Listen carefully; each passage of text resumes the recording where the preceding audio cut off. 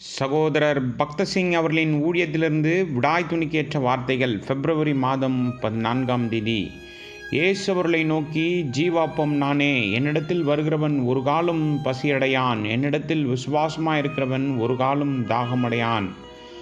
யோவான் சுவிசேஷம் 6:35. நாம் எங்கு வாழ்கிறோம், எந்த சூழலில் வாழ்கிறோம் என்பது தேவனுக்கு தெரியும். அவருக்கு நம் கஷ்டங்கள் தெரியும். ஆகவே ஜீவனுள்ள அப்பமாகி அவரிடத்தில் வரும்படி அவர் நம்மை அழைக்கிறார். பரலோகத்திலிருந்து விழுந்த மன்னா நம்முடைய கர்த்தராகிய இயேசு கிறிஸ்துவின் நிழலாட்டமாக இருக்கிறது. மன்னா எப்படி செய்யப்பட்டது, எப்படி வந்தது என்று நமக்கு தெரியாது. ஆனால் அது வந்தது. அவர்கள் சாப்பிட்டு பலப்படுத்தப்பட்டனர். ஜீவனுள்ள மன்னாவை உடையவர்களாக இருப்பது எவ்வளவு சிறந்தது! ஆனால் அவரை புசிப்பதற்கு நீங்கள் முதலில் அவருக்காக பசியோடு இருக்க வேண்டும். நீங்கள் வேத அறிவிற்காக அல்லது அற்புதங்கள் மற்றும் அடையாளங்கள் மற்றும் வெளிப்புற காரியங்களுக்காக மட்டும் பசியோடு இருக்கலாம். ஒருவேளை தேவனுக்கென்று இல்லாமல் இருக்கலாம். தேவன் மீதான பசி மிக குறைவாக இருக்கலாம். அப்படியானால் நீங்கள் சாத்தானால் எளிதில் ஏமாற்றப்படுவதற்கு இதுவே காரணமாகும். நீங்கள் சாத்தானை வெல்ல விரும்புகிறீர்களா? அப்படியானால் இதுவே உங்களுக்காக தேவனுடைய ஏற்பாடு, மறைவான மன்னா. தேவன் உங்களுக்குள் ஒரு புதிய கிரியை செய்ய விரும்புகிறார். இதற்காக நீங்கள் எங்கு சென்றாலும் காலை, மதியம் மற்றும் இரவு புதிய உணவினால் உங்களை போஷிப்பார். என் மனமாற்றத்திற்கு பிறகு நான் கனடாவில் இருந்தபோது என்னிடம் பணம் இல்லாததால் நான் சமையல்காரனாக வேலை செய்ய வேண்டியிருந்தது. மேலும் ஒரு ஹோட்டலில் 400 முதல் 500 பேருக்கு உணவு தயாரிக்க வேண்டியிருந்தது. நான் தினமும் காலையில் ஜெபம் செய்ய வேண்டியிருந்தது. ஒவ்வொரு உணவிற்கும் ஒவ்வொரு மூலப்பொருள் எவ்வளவு பயன்படுத்த வேண்டும். உணவில் ஒவ்வொரு நாளும் புதிய சுவை இருப்பதை கண்டேன்.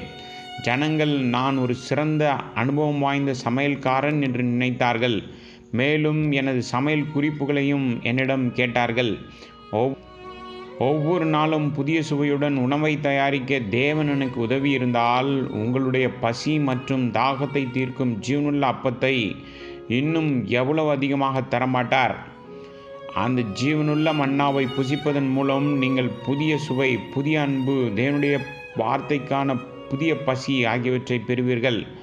மறைவான மன்னா என்பது அவருடைய சரீரத்தை உண்பது, அவருடைய இரத்தத்தை பருகுவது ஆகியவற்றின் இரகசியத்தை பற்றி பேசுகிறது. மேலும் முழுக்க அழகான ஒருவரை ஆராதிப்பதிலும் வழிபடுவதிலும் இருக்கும் ஆர்வத்தை காண்பிக்கிறது. பலர் தங்கள் ஆவிக்குரிய வளர்ச்சிக்காக அற்புதங்களையும் வெளிப்புற அடையாளங்களையும் வேத அறிவையும் தேடுகிறார்கள். ஆனால் இவை எதுவுமே நம்மை முழுமையாக திருப்திப்படுத்தி வெற்றியை தர முடியாது. தோற்கடிக்கப்பட்ட வாழ்க்கைக்கு உங்களை அழைத்து செல்ல எதிரி மிகவும் நுணுக்கமாக வருகிறான். நீங்கள் எவ்வளவு பலவீனமாக இருக்கிறீர்கள், எப்படி பிசாசை தவறாக எதிர்கொள்ள முயற்சி செய்கிறீர்கள் என்பதை தேவன் அறிவார். ஆகவே நீங்கள் வெற்றி பெற உதவுவதற்காக ஜீவனுள்ள தேவனை புசிக்கும் ஏற்பாட்டை அவர் செய்துள்ளார். எந்த வேண்டுதலும் இன்றி தேவனுக்கு முன் எவ்வளவு நேரம் ஆராதிக்க முடியும் என்பதை கவனிப்பதே எளிய சோதனையாகும். மேலும் கடமைகள் உங்களை அழைக்கும் போது மணிக்கணக்கில் நீங்கள் சோர்வடையாமல் இருப்பதை நீங்கள் காணலாம். மறைவான மன்னாவை புசிக்க கற்றுக்கொண்டீர்களா?